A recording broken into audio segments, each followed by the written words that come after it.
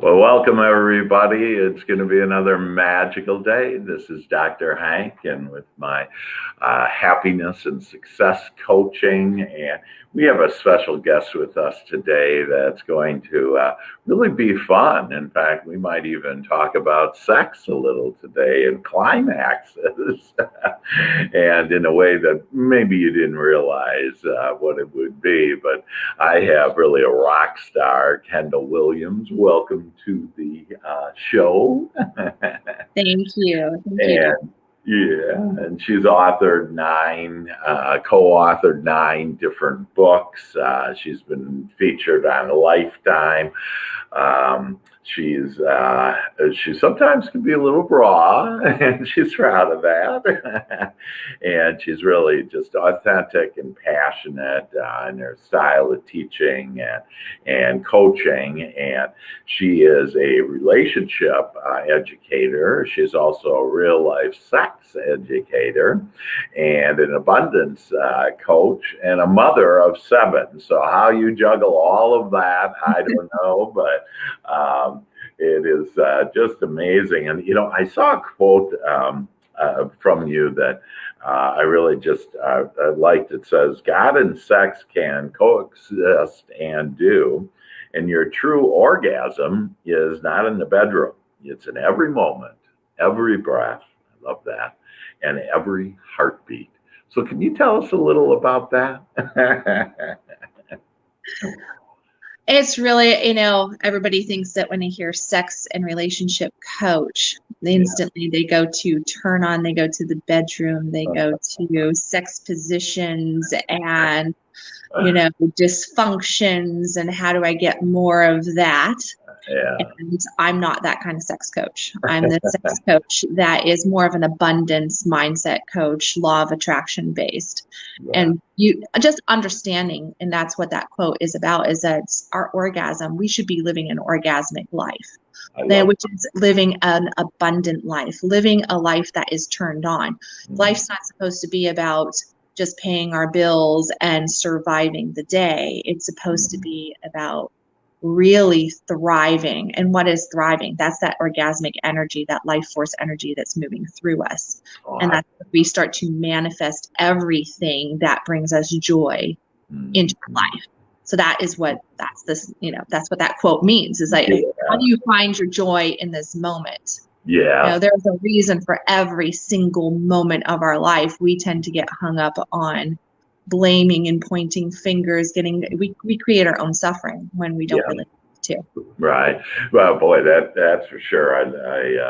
I like that. And we create our own suffering. And by the way, I'm taking notes here, and I would recommend all of you do the same, because Kendall knows just has a really unique perspective on all of this. And I also loved you talking about an abundant life. And for most people know I'm an ordained minister as well, and so Christ said, "I give you life, and I give it to you more abundantly." And most people are like, "Okay, I got life, but where's that abundance?" And so how do we go about getting this and this joy in every moment, which I love too? That what are the steps, or what's the way to get there? So you said Christ said that I give you life in abundance. Yeah. And a lot of people say, "Oh, I have life." Mm-hmm. And I would pose the question of, is that true? Mm-hmm. Because you may have blood flowing through your veins and air in your lungs and your heart may be beating, but are you truly living? And to truly live is not just always having, as I'm the person who says, it's not always organic chocolate and roses and, glitter farts from unicorns. Like, that's just not what our life is built on. The joy comes in being able to find the joy even in the darkest of times. Can you find the reason? Can you find the love? Can you find the goodness that is coming from that? So it's how we perceive those moments. Can you sit at your child's soccer game and be present when they kick the ball and when their teammates are kicking the ball and find the joy in that moment? Or are you sitting and staring at your phone, surfing through Facebook? I mean, like, yeah, there's people doing that right now, right? They're watching us. But thank you, people, not being present to the soccer game. But at the same time, it's like, where does the joy come from? How do we find it? Well, we get really, number one, present in our day-to-day. Life does not happen tomorrow or yesterday. Life is happening right now in the here and now. You know, Eckhart Tolle, he became famous for his work on the power of now. And the power of now is just that. It's being present in the moment. You go back to Buddhist teachings, you go back to Jesus, whatever path we so choose to take. Yeah. We do come back to the very simplistic and oh so hard thing of being present. Because with presence, we get scared in the presence because we don't know what to do with it. How am I supposed to be so present? Like if I'm present right now, then how am I planning for the future? And I should be worried about what happened yesterday and what that person said and what that person did and this and that. But if you really think about it, all those things of worrying about what happened yesterday or last year, or sitting around and contemplating and fearing for, what that future looks like, we're not living in the here and the now. So we're never going to find joy. We're never going to find happiness. We're never going to really feel love, feel orgasm. If we get into the physicalities of orgasm, the people who say, I'm just non-orgasmic. Well, a non-orgasmic person is a non-present person. So we can't be orgasmic in the physical body if we're not present in the body. So we have to come back to the body. Yeah. And to find joy in our life, in any facet of life, means that we have to come back to the body of life, maybe the body of Christ. Like, what is the body, right? Like coming back to that, like body work into the work is done in here. The work is done in our emotional centers. It is done in the presence of our thought, our emotion, and our physical being, all in the same place at the same time. Being present in them. Love it. Absolutely love it. So I heard there that to get present. And so you're right. We have been kind of taught, like if you're watching news, they're talking about the past, right? Or if you're thinking about your past, again, you can only be in one place at one time. And so the past is one that many of us get caught up in, if you will. And then this idea about fearing the future or thinking you have to plan the future. And, so many people teach, you got to have goals and everything. And really, I go back to Christ's statement is the Father does the work. And so you really don't have to do it. You just need to ask it. And being in this present moment is the way to ask. So how do I get into that present moment, Kendall? Well, but number one, recognizing when you're in the past or the future. That's for sure. Anytime we, especially right now in our world with everything that is going on, there is a lot of upheaval, a lot of questioning, a lot of nervousness in all countries in our entire world. As a world community, we are nervous and anxious about where our future is. And we look back over the course of 2020, which everybody was just like, oh, thank God that's over, right? And here we are in 2021, and well, it's still going, right? Here it is. We're still here. It's kind of like no matter where you go, there you are, right? So, and here we are. Just because the turn of the year happened doesn't mean that everything else isn't still with us. Part of the reason why it's still with us, though, is that we have not unanchored it from our energetic systems. So when we focus back on, the events of 2020, the worry, the this, the that, or just of last week, or just of yesterday, and we bring our attention to that, we are bringing with it, we are emotionalizing that experience over again. So if we have a trauma from a year ago and we sit around and we think about it, You know, like people get lost in breakups. We get lost with different abuses that happen to us. We lose our job, we lose our house, and then we sit there. And yes, there's that mourning process that happens to anything. Yeah. There's and that is to each their own, that time frame and what is going on. But when we sit in that, or we come back and we play that record over and over again, every time we replay the record, we energetically connect to that frequency. Right. And when we energetically connect to that frequency, we might be up here in frequency and vibration, but as soon as we energetically connect to this old trauma, because we get stuck in it, we think about it, then we start to what? We have emotion that rises up. Then all of a sudden we may have physical pain that comes from it, or we get exhausted, or a headache, or something like that. Our mood shifts. That's all signs that we are out of the frequency that we should be in. We're not where God wants us to be. We are now causing this dis-ease in our body by connecting to this lower frequency, which isn't even present in the moment. Right. It's just made up. We made it present. Yeah. We made it present. We went back there and said, oh, I'm going to go reattach to that crap back there. And I'm going to pull it forward, open it up, sit and think about it, ponder it, feel into it, question it, point out everything that's wrong with it, and then look at my day and go, why am I in such a bad mood? Where's my goal? Yeah. Exactly. And we do the same for the future. You know, just send it the opposite direction. We sit around and we go, oh my gosh, is there goal setting that we should have? Yes, you should plan for your retirement. Right. Yes, if you want to purchase a home, then you should make steps towards purchasing that. If you're building a business, if you're wanting to lose weight, work on your health, there are steps for the physical world that we have to take to get there.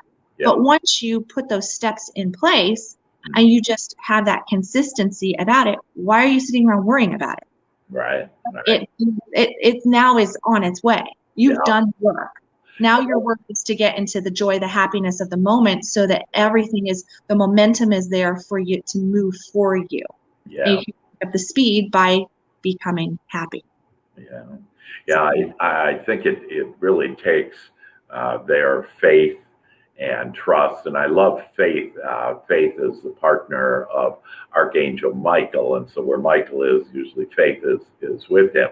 And so it really takes this, faith and trust in God, in the universe, in you and your higher self, your higher power, whatever, words you want to do, is to have faith that when you do ask for it and, say, hey, like you say, have these plans for whatever it is, mortgage, health, whatever, relationships, that you ask, and if you'll just allow it, and you'll have, I talk about doing ABE, which is allow, believe, and expect, and for us to just, believe that and have that faith in that everything is going to play out okay for that.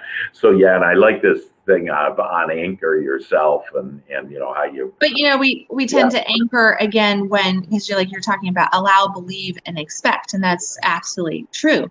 Yeah. The problem that we humans struggle with is that we say that we believe, but then our expectations, what we're looking for, is different than what we're claiming our belief is. Yeah. So then we're, so we say, oh no, I believe that the universe has my back. I believe that God is going to, do what's right. I know I can't control it. I trust that the path is there. I trust that the next step is there. Mm-hmm. And then we turn right around in that statement and say, where is it?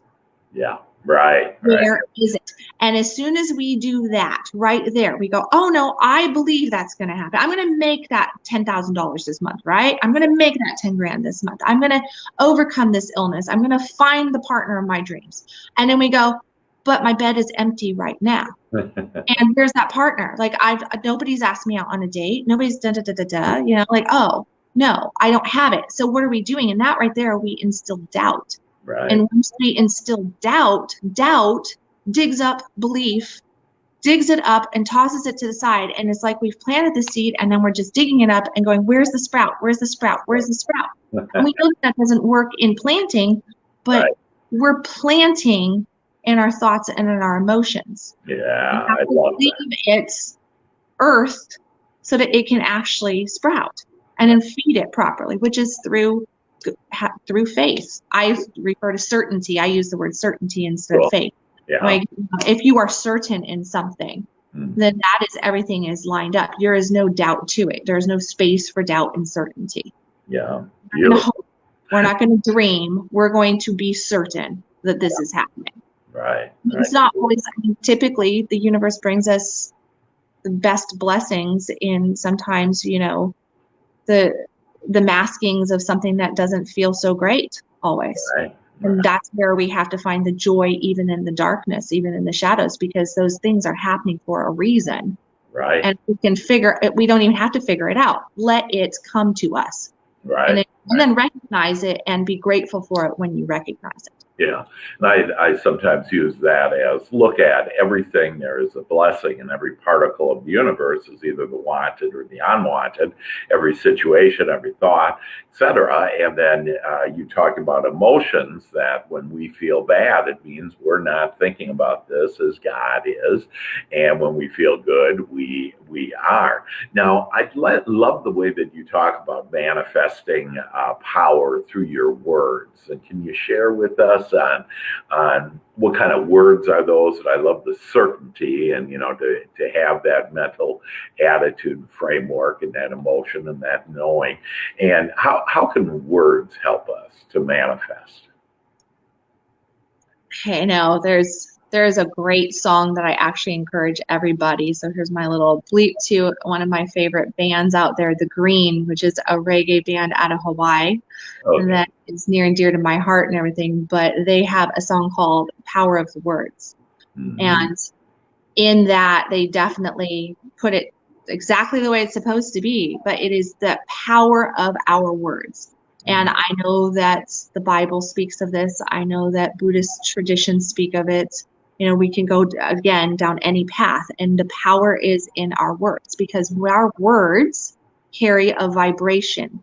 Our words, we can say, just like before when I said, oh, I believe this. And then I turn around and I quickly go, but where is it? Yeah. Well, those words of where is it, or those words that we are feeding to ourselves, what was the author way back in the day? Shad Helmstetter. Does that sound familiar? We talked about the things that we say to ourselves. I remember I took a class eons ago with him and everything. And he was talking about that it's in the power of what we're saying to ourselves, those things that we're speaking to ourselves. So if I can happy with you, right? I'm doing a show. I have to show up this way, put the happy persona on, and everything's okay, candles life, and da da da da. And as soon as I get off of here, I go and I'm house cleaning up today a little bit, right? So like, let's say I grab my vacuum and I'm cleaning, and instantly I start going, no, or I go, oh man, girl, you could lose some pounds, and did you see how your hair fell there, and oh, I can't believe you said this, and and I get into these negative thoughts, and then I start to emotionalize it. And what do? That is me basically taking the sword and turning it on self, and everything that I have worked on before, I have just sliced it down a notch or 2 or 10 or 100, depending on how far I went down that rabbit hole. Right? And I'm actually getting caught in that negative spiral. And I can quickly figure out that it's a negative spiral because of the way that I feel. Exactly. Because we're not going to feel good when we are self-loathing, when we are in pity, when we are blaming, when we are in doubt, when we are in anger and fear. These are not things of God, of spirit, of high frequency. Right. And then we wonder, why is this stuff coming to us? Well, it must be so. This is my reality. I'm only saying it because this is what's showing up. Well, yeah, that's what's showing up because you're speaking it into existence. Yeah, right.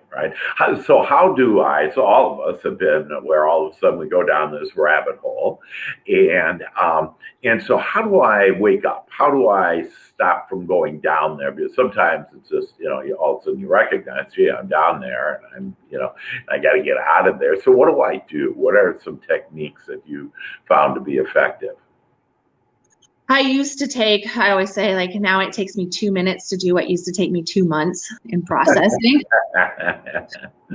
So there's, like me of 12, 15 years ago would take 2 months to process and hold on to it. Yeah. And I would recycle it in my psyche and in my emotions and replay it and look at every way. And I'm a very analytical person that will take 100 passes on something and try to plan it out as far in advance as I can, and then come back and then make what the best decision is. Yeah. Right? So that's how my inner world works. Yeah. And I'm like, boom, boom, boom, boom. Okay, no. Well, if something happens in my life, I'm guilty of doing that as well. Replaying it, looking at it. Where did I mess up? Whose fault was that? How did that happen? And analyzing it. We do that a lot. We typically get caught in the, whose fault is it game, the blame game of that. Just that right there. Recognition is key. Without recognition, you're going to get nowhere in a hurry. If you cannot recognize that you are in it, then you can't get out of it. As long as you are in it, you are part of the problem. Yeah. Recognition starts to pull you out of the problem and into a witness state of being. Mm-hmm. So you might be in an argument with your spouse, and even though your mouth is still moving and the tears are still flowing and maybe a plate or two is flying, even in the midst of that right there, as soon as you recognize, whoa, I'm in it right now. This is not me. This does not feel good. This actually feels like crap to me. I'm feeling horrible right now. Oh, well, that means that you're not in alignment to you. You're not in alignment to source, to God, to your higher self, whatever you want to say. You're not in alignment to love. Right? Exactly. So you're not in alignment to that high frequency. And that is because that you have that feeling, that's that nudge of like, I don't feel good. Yeah. Well, I'm not feeling good. There's recognition. If I'm not feeling good, then there's recognition that I'm not doing, I'm out of alignment. Yeah. And then we come to, well, what's the next step? Number one, witness it, find humor in it.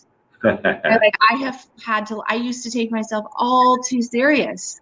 Yeah. And I laugh at myself and I go, oh, there I go again. And then I have learned that there are moments where I refer to it as giving my ego breadcrumbs. There's the belief of like, kill the ego. Well, we're not going to kill the ego. It dies with us. Our ego dies with us. The ego is here. There's a purpose for it. There's a reason for it. Yeah. But if we can't kill it, it's there for a reason. But if we tighten the belt on it too much, it becomes the angered beast in the corner. Right. And much like an angry dog, if you don't feed it, then at some point it's going to figure out how to break free, and then it's going to run amok. And that's the scary land. That's when we are, right? And then we're out of control. Yeah. And that typically happens, we have too many drinks. Oh, this happened. And then we go, but, it was too much tequila. Yeah, well, the ego would have gotten you like that. You're too funny, Kendall. If it wasn't the case, right? You were trying to tie it back too much. You were presenting a false image. Yeah. So I have a little statement of, I say, I'm going to feed my ego some breadcrumbs. This is a breadcrumb moment. And that toss it something so that it doesn't come after my butt later. That is so funny. And you're just I love this, the way you're so direct on that. And it's just so fun. One of the things that I help people with on that kind of area is, that our thoughts, our ego, if you will, is really to identify, we experience life and then identify what we want and why we want it. So if we can just focus on what and why, and not get into, the gee, why'd I do this, or, do all that chatter. I call it the committee, this little committee. And if there's any devil, that's it. I want us, you're just so fascinating and so fun. Can you give us, how can we get a hold of you, or where would you like us to go to connect with you? Well, here on Facebook for sure. Okay. And that's just, Kendall Renee Williams. And then I've got YouTube channel, and then kendallwilliams.com. That's my website. And everything stems from kendallwilliams.com. So. Okay, got it. And you can see you can see how to spell Kendall there. And, one L. right, exactly. Yeah. And so you're just so fun. I think I'd like to, we have a few minutes left here, and I'd like to talk about tapping into your turn on, and again, getting turned on into your life for maximum manifestation power. So this is about how to manifest, folks, and Kendall, has some answers for us on there. So how do we tap into our turn on? Tap into turn on. Get more playful. Yeah. Play is key for sure on that one. Again, we just take we take everything that shouldn't be serious too serious, and everything that we should take serious, we don't take very serious. Right. We're definitely flipped on it. Yeah. So we give little credit to our emotions and to our thoughts, and we give a lot of credit to, the worry and the concern and fitting in the societal boxes. And a turned on person is not worried about societal boxes. Is not worried about their neighbors or even their kids or their sister, their brother, their mother, their dad, or, any of that, what that concern is. They understand that they are responsible for only self. Yeah. And that means I am responsible for my thoughts. I am responsible for my emotions, my feelings, and my physical actions from those two things. Yeah. Because thoughts create the emotions, and the emotions create our physical actions. Yeah. And it is just that process. So turned on just means basically, Abraham Lincoln had the statement of a person will be just about as happy as they choose to be. Well, a person will be just about as turned on as they choose to be. My updated version of that. And turn on does not mean anything to do with the bedroom. Oh, darn it. I know. There I am again. We lost another 1,000 people on that comment.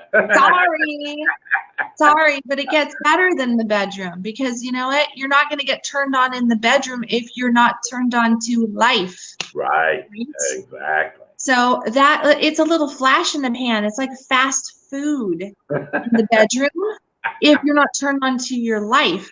Yeah. People will all the time go, oh, well, how do I have more sex? How do I get her to desire me? How do I get this? How do I get that? Well, you do that by finding your purpose, by finding your joy, by being solid at your core. Those are hot things. And guess what? Turn on comes to what is hot. And a confident individual is going to be a turned on individual. Yeah. It's somebody that, can express themselves, can communicate, that is not going to, shy away from who they are, can actually speak their truth with the people in their life. And that relays to the bedroom. Yeah. There's a lot of people that fake it there, but they're also faking it everywhere else. Oh my God, that's great. I just love it. My goodness. Any other thoughts? I mean, it's just great information, and it kind of takes you off to, just the whole thing on, being authentic and being this love, who we really are is just this pure love, and to get back to who we are. So, what would you say, like the one best tip you could give, counsel you could share with us that would really be helpful for us to, when we get off of this podcast, to say, hey, I'm going to do this today, and I'm going to be happier, and I'm going to, really get into my turn on, if you will. One thing. Or a few. Yeah, it's going to be a couple. Sure. I would say one key factor would be get out of your house. And that is a play on words there. There is the get out of your house, get out of the office building, go outside, don't look at the ground, take a walk, look at the sky, lift your head up. It is a proven fact that if we walk with our head up, that we will have a grander perspective on life and we will feel more positive. Yeah. When we walk and we look down at the ground, it also shuts us down. We armor up and we put a separation between us and the world around us. And I think that right now in this time of our world, we're scared of every single person that is less than 6 feet away. Right. You're going to kill me. You're 6 feet from me. And bunch of bunk. Right. It's not, 99.6% of us are just fine, right. So it's like, okay, let's be real. Unless they're holding a gun and pointing it at you or charging you, let's just take a breather and see how pretty the sunset is and see how pretty the sunrise is. I take my boys to school in the mornings and the sun is rising. And as we come up the freeway and we round this corner onto the toll road, I make my 6-year-old and my 8-year-old every single morning. I tell them, I go, look at that beautiful sunrise. To the point that now I have a great big boat in my backyard or play sets that when they can catch a sunset, they come running in, and no matter what I'm doing, they're, Mom, come look at the sunset. Yeah. And that right there, it's something so little, so simple, and so big, because we choose the TV, we choose our phones, we choose the worry over catching the sunrises and sunsets. And none of us know how many sunrises and sunsets we have in this lifetime. So if we can just go out there, and that's the next thing, find gratitude in the little things.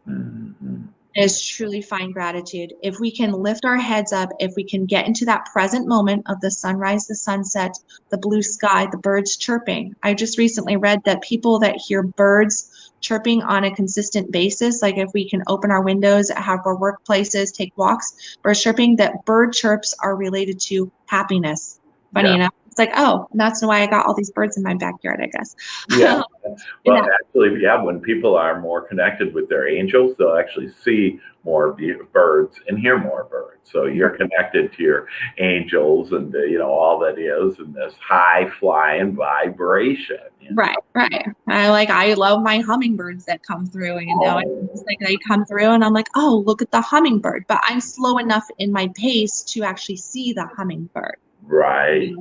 I pay attention to the coyotes. I pay attention to those. And that's another piece of the puzzle. Is like, pay attention to your surroundings. Realize that spirit is speaking to you. It's not choosing the moments to speak to you. There is a constant stream of communication coming from God. We're the ones that hang up the line to it. Right. God's always speaking to us. We choose not to hear God. And it comes in ways that our human logical mind doesn't understand, because we keep ourselves in these little boxes and have programmed spirit out. Yeah. And it's those little things that matter. Yes, spirit is speaking to us. So that would be my big key factors, like down to presence and paying attention to that. Get out of the actual house and go outside, tune into nature.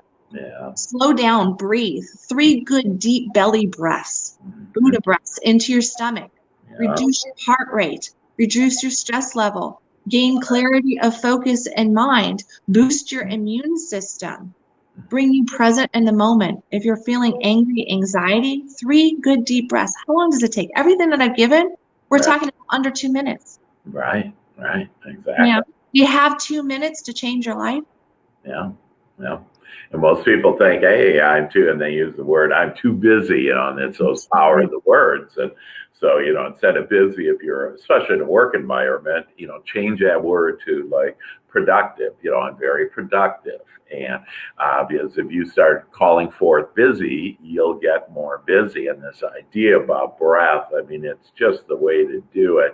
It's the fastest way to connect with your source, with God Almighty, is to have these deep breaths. I have invested thousands of dollars on breathing coaches, and people say, Dr. Hank, you might be smart in some stuff, but you're darn right stupid about this. Right, you're still living. You don't need to know how to breathe. You obviously know how to do that. You were born knowing how to do that.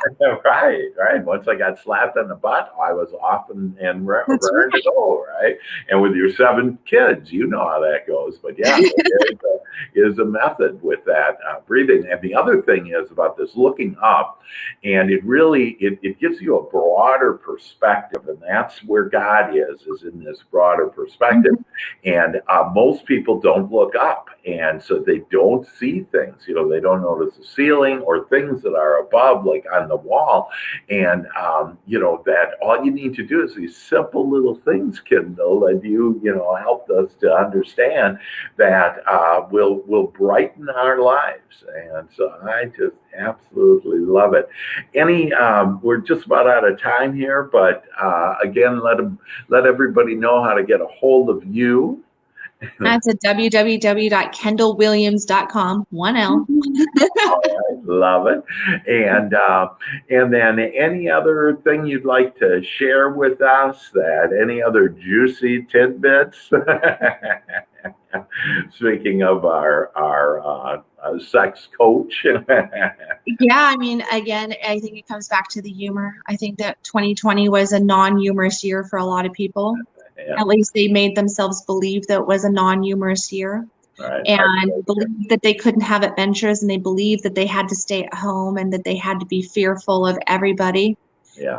And from somebody with 7 kids and 4 grandbabies who didn't stop her traveling and had beautiful life experiences all through 2020, 2020 was a magical, incredible, transformative year for me.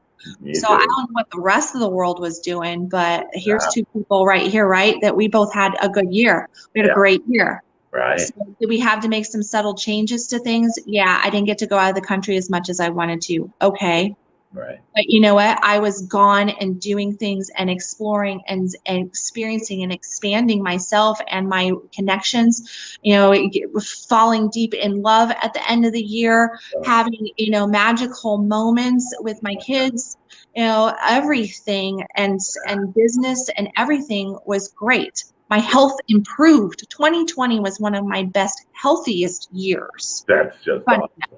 And I'm not the crazy mask wear, avoid everybody on the planet person that's freaking out. I'm on the other side of that. People are probably running from me. But so what is it? But it is allowing yourself to, no matter what your precautions are, to realize that you can still laugh, to realize that you can still go outside. You can still go do. And the more doing and the less, turn off the media, turn off those outside sources that are feeding you a bunch of pain and suffering and fear and worry. Disconnect from them, not from God, not from your truth. There you go. Wow. Man, I just love it, Kendall. And you certainly nailed it there. And I really, really appreciate you coming on our show today. I hope everybody made lots of notes. I got a couple of pages of notes here on just some great wisdom from Kendall Williams. And you can get a hold of her, kendallwilliams.com with 1L.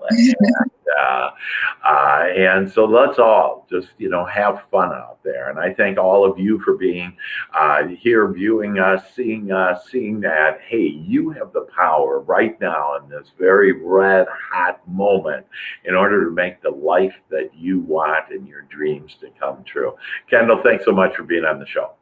Thank you, Hank. Thank you. Okay, thank you. Love you all. Love you, Kendall, and love you all. Take care. Bye-bye.